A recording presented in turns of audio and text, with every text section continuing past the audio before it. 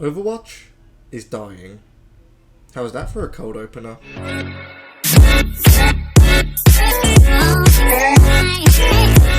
Now, that's a pretty heavy statement to be throwing out there off the bat, but let's be real, it's a question the community has been asking for years. Once upon a time, Overwatch wasn't just another shooter, it was THE shooter. It defined an entire genre, built a massive fanbase, and even had its own professional league backed by Blizzard. But fast forward to today, and something feels off. Overwatch 2 was supposed to be a fresh start, a revival that fixed everything wrong with the first game. Instead, it feels like the franchise is stuck in an identity crisis. So how did we get here? Well, first we need to rewind. When Overwatch first launched in 2016, it was a phenomenon. I can't even say the word. It was great. Blizzard had created something unique. It was a vibrant, colourful hero shooter that was fun to pick up but had serious competitive depth. For a while, it felt like nothing could touch it. The community was thriving, the heroes were beloved, and the game was pulling in millions of players. But over time, cracks did start to show. Updates did eventually slow down, balancing issues piled up, and instead of getting the big, ambitious PvE content Blizzard kept promising, we instead got seasonal events and skins. That hype and momentum that Overwatch had in its prime, it started to fade. Then came Overwatch 2. It was marketed as this bold new era, a fresh coat of paint, a massive PvE campaign, and a new vision for the franchise. Players were told this was the future, but when it finally launched in 2022, what we actually got was complicated. The PvE mode, cancelled. The 6v6 format that defined the game and the genre as a whole, replaced with 5v5. Loot boxes, gone. Swapped for a battle pass system and a free-to-play model.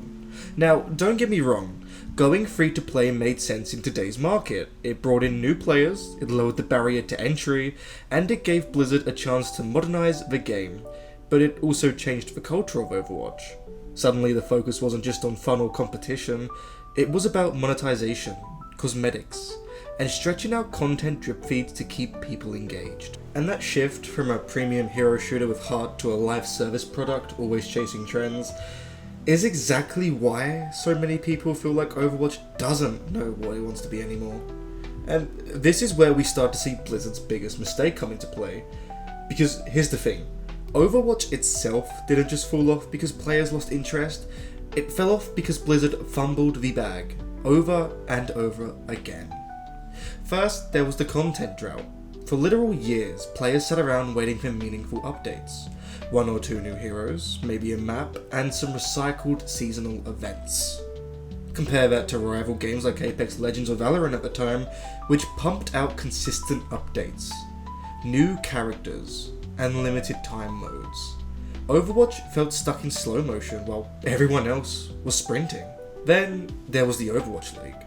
Blizzard poured everything into making Overwatch an esport, even when the casual community was begging for content. Millions of dollars invested into franchising, but the actual player base was starving. It created this weird disconnect where Blizzard seemed more interested in building a spectacle than supporting the players keeping the game alive.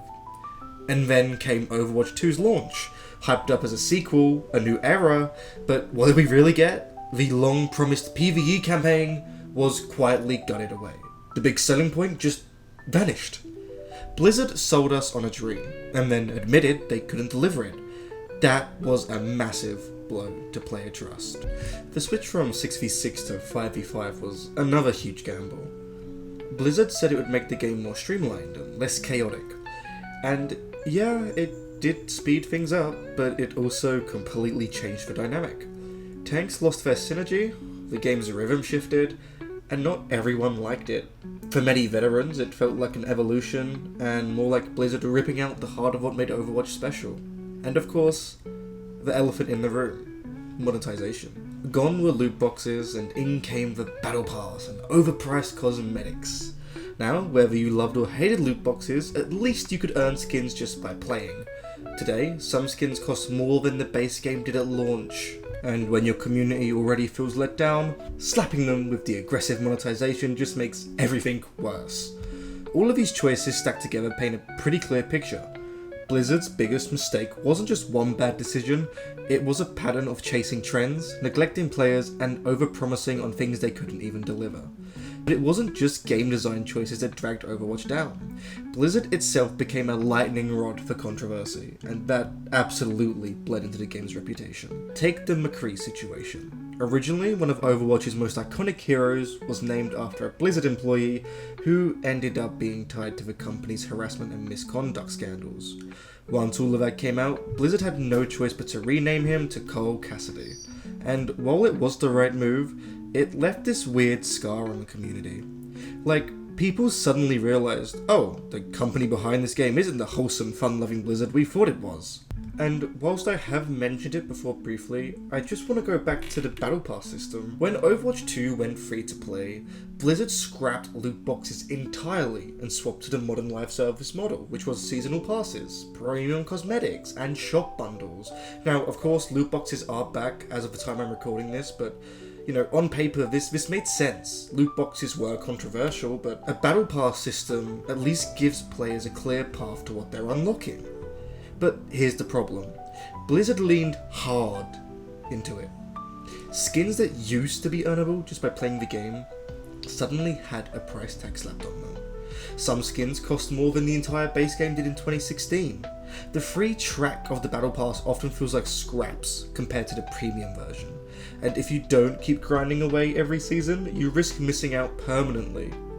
It shifted the culture of the game.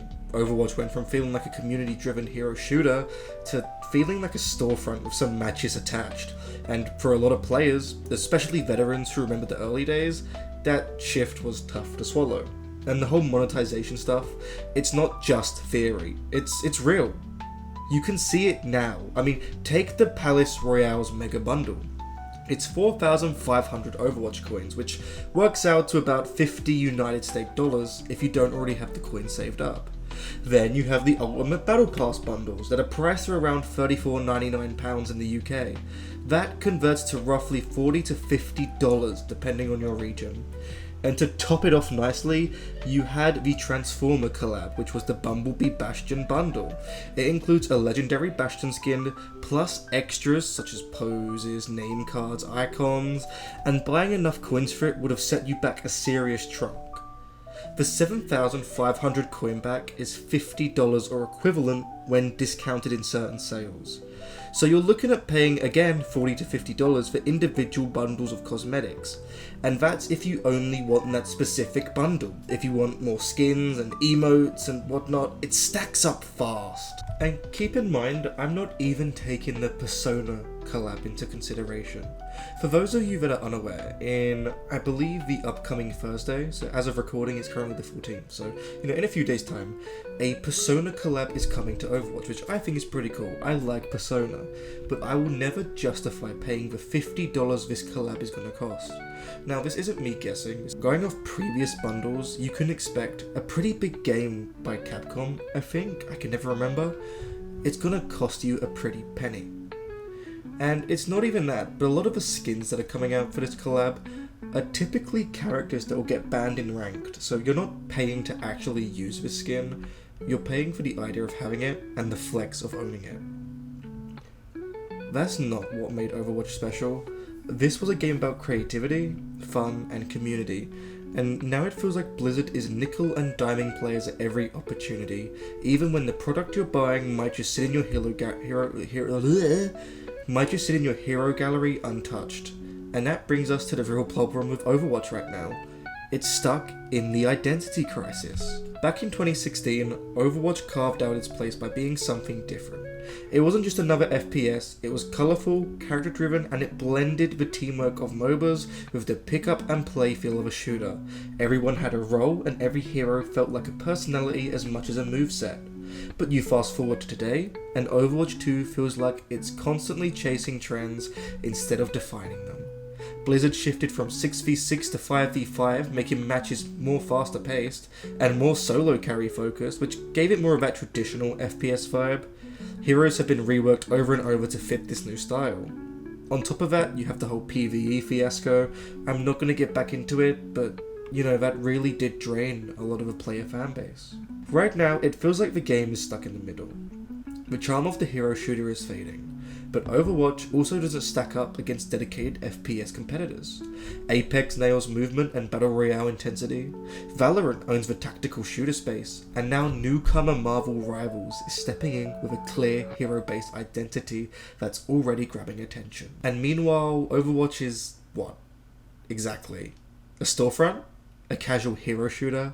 An esport, a live service trying to be all of above. Blizzard hasn't given players a clear answer, and until they do, the game risks losing what made it so special in the first place. And here's the thing, even newcomers like Marvel Rivals, for example, this game has barely been out, and yet it's hitting almost everything that Overwatch players have been asking for the past few years. Fresh, consistent content, clear hero identity, balanced comp play, and respect of the community. That's the kicker. A brand new game with none of the history or baggage Blizzard has is delivering exactly what Overwatch players have been asking for years. Meanwhile, Overwatch is still struggling to define itself, scrambling to balance old content with monetization, all while trying to compete in a market that's rapidly moving forward without them. It's not just embarrassing, it's a wake-up call. Blizzard isn't failing because the hero shooter genre is dead. They're failing because they've stopped listening to their players, and newcomers are already stepping in to fill the gap. So where does Overwatch even go from here? Let's be clear, Blizzard isn't going to cancel the game. Overwatch has a massive player base, a recognizable brand, and a legacy that's too valuable to walk away from. There's still money to be made, esports to run, and skins to sell. The servers aren't shutting down anytime soon. But the bigger question is, can Overwatch stay relevant? Because right now, it's clear that newcomers like Marvel Rivals, with fresh heroes, better communication, and content that actually excites players, are starting to siphon attention away. Players who would have stuck around for Overwatch in 2016 or even 2020 are now experimenting elsewhere, and some may never come back. For Overwatch to thrive again, Blizzard needs to do more than just tweak numbers. They need a clear identity. They need a community-focused approach. If Blizzard can manage that, Overwatch could survive and even flourish. Hey, look at Stadium. That was a great update to bring, and plenty of the fans came back and loved it. But if they keep treating the game like a cash cow, while ignoring what made it special, there's a real risk it becomes a shadow of its former self. Because here's the truth. Overwatch will never truly die, but it's losing the spotlight. And names like Marvel Rivals are already taking its crown in the hearts of players. The numbers don't lie, Blizzard. Overwatch 2 has seen a significant decline in its player base. As of early 2025, the game reached a record low of just 16,000 concurrent players on Steam, marking its smallest active player count to date. By January 2025, the average Steam player count had dropped by nearly 40% since the release of Marvel Rivals. This decline continued into the summer, with average monthly players falling to approximately 24.4 million in May 2025, a 2.2 decrease from the previous month. In contrast, Marvel Rivals has experienced impressive growth. Upon its release in December 2024, the game peaked at 642,000 concurrent players on Steam alone. The contrast is clear. While Overwatch 2 struggles with declining numbers and an unclear direction, Marvel Rivals is capturing the attention and engagement of players worldwide. Overwatch isn't dying, Overwatch is fading. Season is coming to an end, and we get to look back at 6 incredible, unforgettable years. It's really impossible to express the emotions that all of you out there and us here on the desk are feeling right now, but I will give it a try. I currently feel an immense sense of gratitude, love and pride, thinking of the heroes behind the scenes who have shaped and built the Overwatch League. You all made this so